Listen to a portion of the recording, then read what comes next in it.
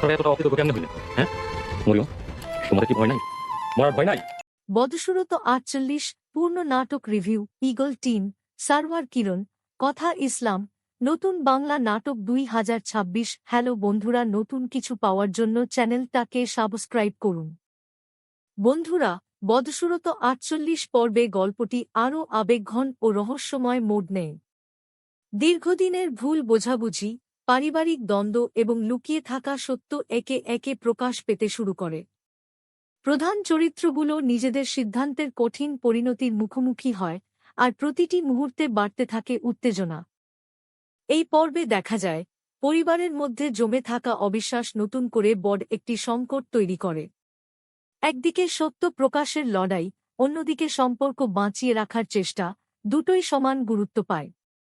সারওয়ার কিরণের গল্প বলার ধরন এবং সংলাপ দর্শকদের শেষ পর্যন্ত পর্দার সামনে ধরে রাখে। কথা ইসলামের আবেগপূর্ণ অভিনয়, প্রধান চরিত্রদের শক্তিশালী উপস্থিতি এবং প্রতিটি দৃশ্যের টানটান উত্তেজনা নাটকটিকে আরও উপভোগ্য করে তুলেছে। পরিবার, ভালোবাসা, ত্যাগ, প্রতিশোধ এবং ন্যায় বিচারের মতো বিষয়গুলো এই পর্বে সুন্দরভাবে তুলে ধরা হয়েছে। নাটকের শেষ দিকে এমন একটি চমক আসে, যা পরবর্তী পর্ব দেখার আগ্রহ কয়েক গুণ বাড়িয়ে দেয়। কিছু গুরুত্বপূর্ণ প্রশ্নের উত্তর মিললেও নতুন রহস্যেরও সূচনা হয়। ফলে দর্শকদের মনে কৌতূহল থেকেই যায়, পরবর্তী পর্বে কি ঘটতে চলেছে। সব মিলিয়ে বদসুরত ৪৮ একটি আবেগ, রহস্য ও নাটকীয়তায় ভরপুর পর্ব। যারা ধারাবাহিক নাটক দেখতে ভালোবাসেন, তাদের জন্য এই পর্বটি অবশ্যই উপভোগ্য। গল্পের গতি, অভিনয় এবং শেষের চমক, সব মিলিয়ে এটি দর্শকদের জন্য একটি দারুণ অভিজ্ঞতা হয়ে উঠেছে। আপনার যদি এই রিভিউটি ভালো লাগে, তাহলে ভিডিওটি লাইক করুন, বন্ধুদের সঙ্গে শেয়ার করুন এবং এমন আরও নতুন নাটকের রিভিউ পেতে চ্যানেলটি সাবস্ক্রাইব করে পাশে থাকুন।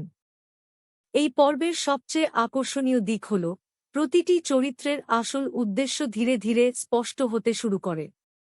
যারা এতদিন ভালো মানুষের মুখোশ পড়েছিল, তাদের আচরণে সন্দেহের সৃষ্টি হয়।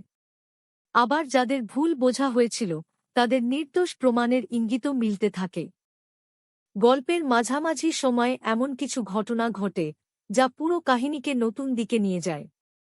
পারিবারিক সম্পর্কের টানাপোড়েন আরও গভীর হয়, আর একের পর এক আবেগঘন মুহূর্ত দর্শকদের গল্পের সঙ্গে আরও বেশি যুক্ত করে। প্রতিটি সংলাপ ও পরিস্থিতি এমনভাবে উপস্থাপন করা হয়েছে, যাতে শেষ পর্যন্ত আগ্রহ বজায় থাকে।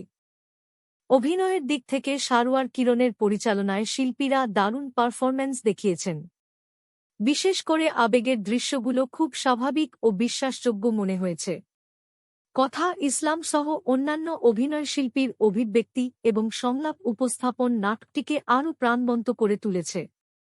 এই পর্বে কিছু গুরুত্বপূর্ণ রহস্যের ইঙ্গিত দেওয়া হলেও সব উত্তর একসঙ্গে দেওয়া হয়নি।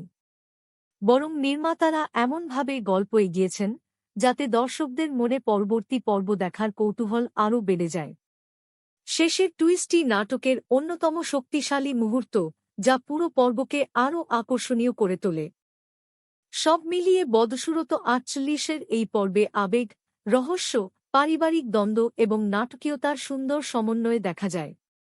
যারা শুরু থেকেই এই ধারাবাহিকটি অনুসরণ করছেন, তাদের জন্য এটি একটি গুরুত্বপূর্ণ পর্ব। আর যারা এখনও দেখেননি, তাদের জন্য এটি উপভোগ্য একটি নাট্যপর্ব হতে পারে। পরবর্তী পর্বে কি নতুন রহস্য সামনে আসবে, কোন চরিত্রের জীবনে বড় পরিবর্তন ঘটবে, আর সত্য শেষ পর্যন্ত কার পক্ষে দাঁড়াবে, এসব প্রশ্নের উত্তর জানতে অপেক্ষা করতে হবে বদসুরত ৪৯ পর্ব পর্যন্ত।